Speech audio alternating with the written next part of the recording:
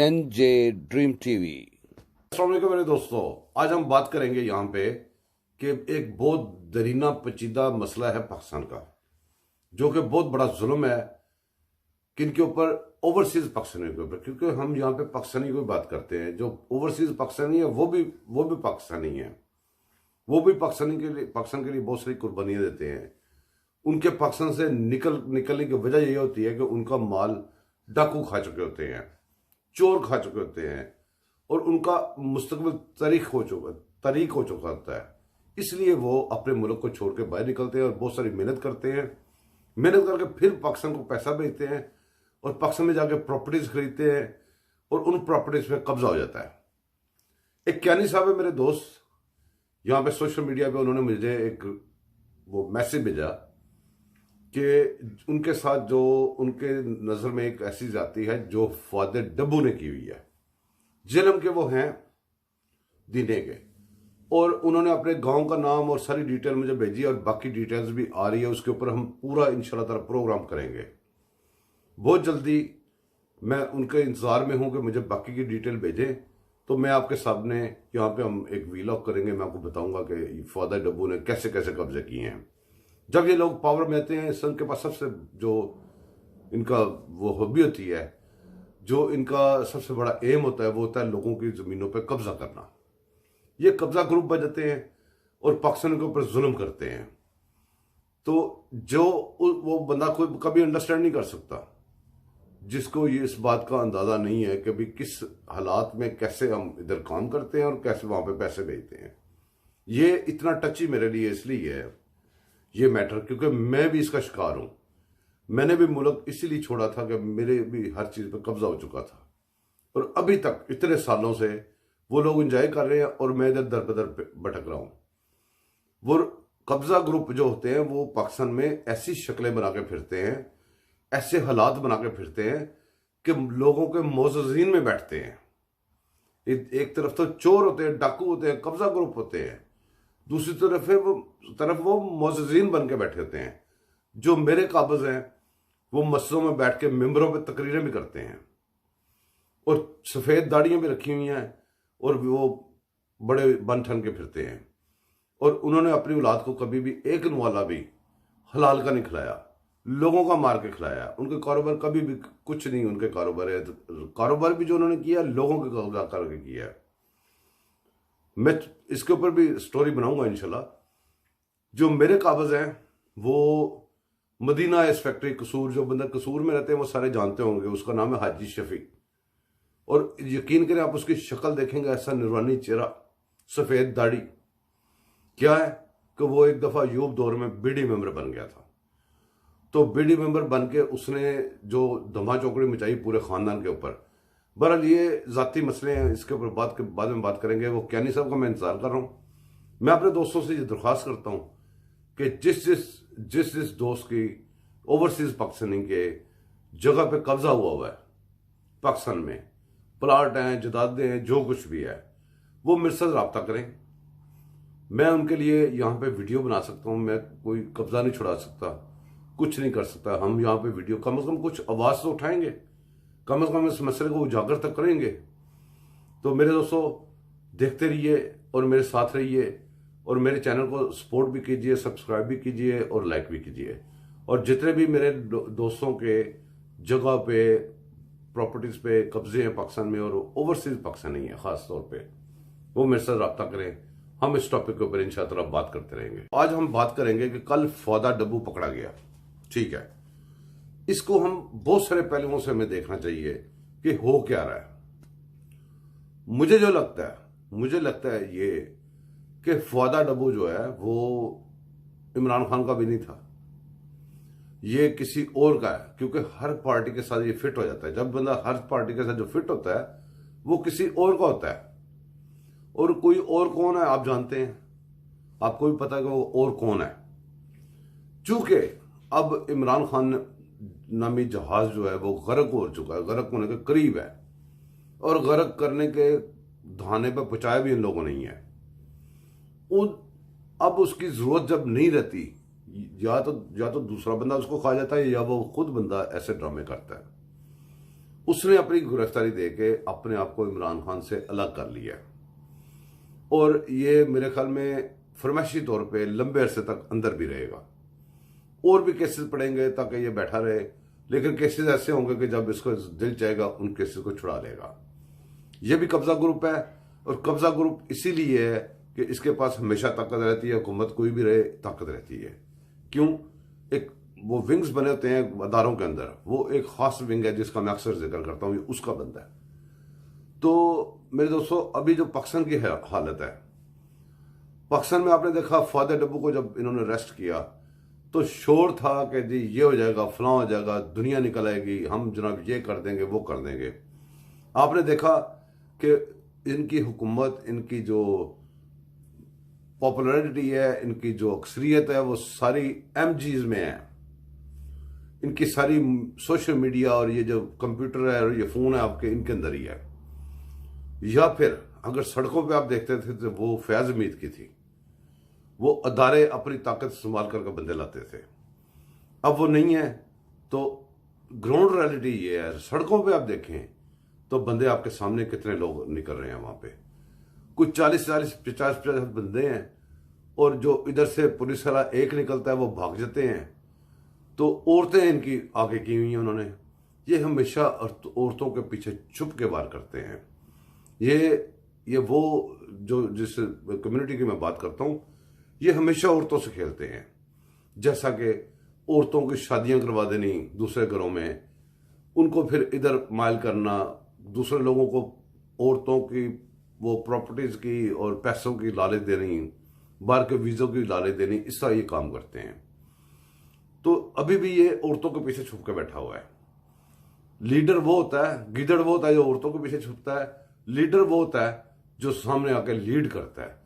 और मेरे दोस्तों, एक और बात है कि इमरान खान नमी टपोरी को जब भी अरेस्ट किया जाए, फौरन मेडिकल किया जाए और कैमरों के सामने किया जाए, इसकी टांग खोली जाए, प्लस्तर उतारा जाए और प्लस्तर के अंदर टांग सारी दिखाई जाए। जो स्पेशलिस्ट मेडिकल के जो डॉक्टर्स हैं वो इसके ऊपर तबसरा करें, वो अपनी रिपोर्ट दें और वो रिपोर्ट जो है वो मीडिया के ऊपर लगाई जाए। इसको बाकी इतना कुछ करने की जरूरत नहीं, ऐसी चीजों के साथ ही लोगों को कम से कम बताएं तो सही ये कितना बड़ा ड्रामेबाज है। अब मेरे दोस्तों, मसला ये बन गया कि मैं अक्सर ये कहता हूं कि अब पाकिस्तान चलेगा या इमरान खान चलेगा। हमने पाकिस्तान बचाना है, इन्होंने इमरान खान बचाना है। तो हमारा मैच है, हमारा मैच पड़ गया कि कौन जीतता है। हम पाकिस्तान बचाने में कामयाब होते हैं या वो इमरान खान बचाने में कामयाब होते हैं। जंग है सीधी सीधी। हमारा पाकिस्तान जो बना है वो हमेशा कायम रहने के लिए बना है और ऐसे इमरान कई आए तो कई गए। आज 26 तारीख है, 27 को मरियम नवाज, मोहतरमा मरियम नवाज बीबी ने पाकिस्तान जाना है, निकलना है यहां से। 27 को वो उन्होंने रहना है उधर दुबई में और 28 को उन्होंने पाकिस्तान पहुंचना है। मेरा एक फ्री में मशवरा है मियां नवाज शरीफ साहब को, चूंकि मरियम नवाज हों, शहबाज शरीफ हों, दूसरे जितने बंदे हों या पार्टी के जो बड़े बड़े अरकान हों, उन्होंने फॉलो तो नवाज शरीफ साहब को करना होता है। जो ये शोर आप करते हैं कि जी मरियम नवाज बयानियां लेके जा रही है, ये सबसे ज्यादा पार्टी को नुकसान पहुंचाने वाली बात है।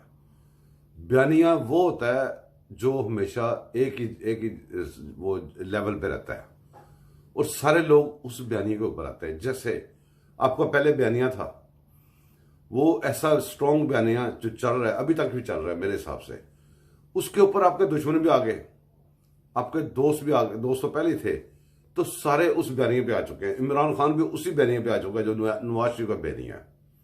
जो नवाज शरीफ कह रहा था आज इमरान खान वही कह रहा है। किस्सा मुख्तलिफ यह है कि मैं आपको फ्री मशवरा देता हूं, अपना बयानिया अगर आपने चेंज करना है, अगर तो नहीं चेंज करना फिर तो ठीक है। जो आपका पहले बयानिया है, वोट को इज्जत दो, उसके ऊपर मुझे थोड़ा इख्तलाफ है। मुझे इसलिए इख्तलाफ है कि मैं आपको साबित करूंगा। वो वोट को इज्जत दो, उसके अंदर ही आ जाना था। आपको यह मुहिम नहीं चलानी चाहिए कि भाई वोट को इज्जत दो। आपका बयानिया यह होना चाहिए कि पाकिस्तान को और पाकिस्तान के अदारों को इज्जत दो। जबकि एक बंदा वोट जब चोरी करता है तो वो भी पाकिस्तान के अदारे को बदनाम करता है। अगर कोई पाकिस्तान के मुखालिफ पाकिस्तान खिलाफ या फसादी का सपोर्ट करता है तो वो भी अदारे को खराब करता है। तो इन लोगों से अदारे बचाए जाए, जजेस से अदलिया का अदारा बचाया जाए, गंदे इमरानडू कादियांडू जजेस से अदारा बचाया जाए। कादियांडू और इमरानडू फौजियों से, जनरलों से, फौजी नहीं जनरलों से अदारा बचाया जाए। दूसरे ब्यूरोक्रेसी में जो इमरानडू और कादियांडूज हैं उनसे अदारा बचाया जाए। अगर आप कहेंगे वोट को इज्जत दो तो खाली आपकी पार्टी का फायदा है, जबकि आप पाकिस्तान के लीडर आपको डिक्लेयर करते हैं, तो आपको ये पाकिस्तान की बात करनी चाहिए। उसके अंदर वोट को इज्जत खुद ही आ जाएगा कि आप कहें कि हमारे अदारे बचाए जाए इन कंजरों से, इन जलील लोगों से, जो लोग पाकिस्तान को इतना नुकसान पहुंचा रहे हैं जितना इसराइल, अमेरिका और इंडिया भी नहीं पहुंचा सकता। तो जब अदारों को इज्जत मिलेगी, अदारे पाक होंगे, तो पाकिस्तान भी पाक होगा। पाकिस्तान क्या है? पाकिस्तान ये अदारों से मिलकर पाकिस्तान बना हुआ है। जब ये पाक होगा तो यहां पे वोट चोरी नहीं होंगे, हर चीज सही रहेगी और आपका बयानिया स्ट्रांग होगा। आप अपने बयानियों को अगर चेंज करना चाहते हैं मियां साहब, आपकी मेहरबानी है कि आप बजाय इधर उधर के बयानिए लें और सियासी वो चाट में मसाले डालें। और वो जो सियासी चाट में मसाले डाले जाते हैं वो इतने देर पा नहीं होते, कुछ अर्से बाद वो रुल जाते हैं, खत्म हो जाते हैं। आपको मेरा मशवरा है, अगर आपने बयानिया अपना चेंज किया तो आपको नुकसान होगा पार्टी को। अगर चेंज करना ही है तो उससे बड़े बयानिया बजाएं कि अदारों को, पाकिस्तान के अदारों को कुत्तों से पाक किया जाए। जब अवाम को, जबकि पता है, अवाम के सामने है कि ये अदारों में नापाक लोगों की वजह से पाकिस्तान को अरबों का नुकसान हुआ है। पाकिस्तान की तारीख बदल गई है। पाकिस्तान की कौम की जो आने वाली कौम है, आने वाली नस्लें हैं, उनका फ्यूचर तबाह हो गया है। तो बातें करने के लिए मेरे पास बहुत सारी हैं, लेकिन मेरा ख्याल है इधर इतना ही काफ़ी है। तो बयानिया ये होना चाहिए कि पाकिस्तान के अदारों को इज्जत दो, पाकिस्तान के अदारों को पाक करो। अब हम बात करेंगे कि महंगाई जो आउट ऑफ कंट्रोल है और कंट्रोल में नहीं आ रही, वो आने में नहीं है। वो इसलिए जो आपके तरीकेकार है, आप एक तरफ से कर्जा लोगों से मांगते रहे, जाके हाथ फैलाए, कर्जे लेके आए और लाके उनको कुएं में फेंक दें और फिर और मांगने चले जाए, ये तो गलत बात है। जैसे अभी अरबों खरबों का नुकसान हुआ है, किस बात से? ये एक आदमी के लिए असमने तोड़ने से, और एक आदमी के लिए असमने तोड़ने की वजह से हमें वो जो हमने जितना नुकसान किया, अगर टोटल लगाए तो जो हम पैसे मांग रहे हैं उससे कहीं ज्यादा है। तो जब जजा और सजा का निजाम पाकिस्तान में नहीं बनेगा, जैसे कि कुछ लोग जुर्म करते हैं तो कुछ बंदे उसमें बोलते नहीं है, अदारे बोलते नहीं है। जो जुर्म नहीं भी करता, जो पाकिस्तान के लिए अच्छा करता है, उसके ऊपर सिर्फ इल्जाम होता है, उसके ऊपर अदारे कूद पड़ते हैं। जैसे अभी कल देखें, वो जो लाहौर हाई कोर्ट का वो जस्टिस था, मैं उसके लिए इतनी भी थोड़ी सी भी इज्जत मेरे दिल में नहीं है। क्यों? कि वो अपने आइन, अपने कानून, अपनी जो कस्में हैं, अपना प्रोफेशन है, उसको छोड़ के चोरों के साथ कल बैठा था, सारा दिन बैठा वो, और उसको ये पता नहीं क्या हो रहा है, क्या नहीं हो रहा, कानून क्या कह रहा है, वो क्या कह रहा है, जबकि सारा दिन उसने बर्बाद किया है। तो जब आपको एक वकील कह रहा था कि मेरे पास FIR है, वो पढ़ लें, और तुम कह रहे हो नहीं मैं नहीं पढ़ूंगा जब तक उसको लेके नहीं आओगे। तुम बादशाह हो यार, तुम जज हो। आपको अगर किसी ने एविडेंस पेश करना है तो वो आपके ऊपर जिम्मेदारी है, आपने पढ़ना है उसको। कोई वकील बोले तो उसको बोलने देना, ये आपकी जिम्मेदारी है। अगर उसको नहीं बोलने देंगे आप इंसाफ नहीं कर सकेंगे। इसका मतलब ये होता है, जब आप किसी को नहीं बोलने देते, इसका मतलब ये होता है कि वो बंदा आपको हकीकत बताना चाह रहा है, लेकिन आप हकीकत सुनना नहीं चाहते, आप फैसला कर चुके हुए हैं। तो ऐसे जजेस को जूते मारने चाहिए, मेरे ऊपर कंडेम्प्ट लगा दें, मुझे फांसी लगा दें, लेकिन जो आइन की इज्जत ना करे उसकी कोई इज्जत ना करे। और उस जज का नाम हमेशा उसी लिस्ट में लिखा जाए जहां पे साकिब निसार का लिखा हुआ है, जहां पे लाहौर के पट्टी का लिखा हुआ है, जिसकी नौकरी कर रहा था कल, जहां पे ये खोसेंगे। और वो खोता प्रॉपर खोता शराबी। और ऐसे लोगों को जान रखे हुए वहां पे कल इस शेख ने अपना नाम लिखवाया है। और शेख, जितनी देर भी तू जिएगा, तू इस जख्म का, तू कल जख्मी हो गया, इस जख्म के साथ जिएगा और इस जख्म के साथ ही मरेगा। पाकिस्तान का जो दुश्मन है वो हमारा दुश्मन होना चाहिए। पाकिस्तान का जो दोस्त है वो हमारा दोस्त होना चाहिए।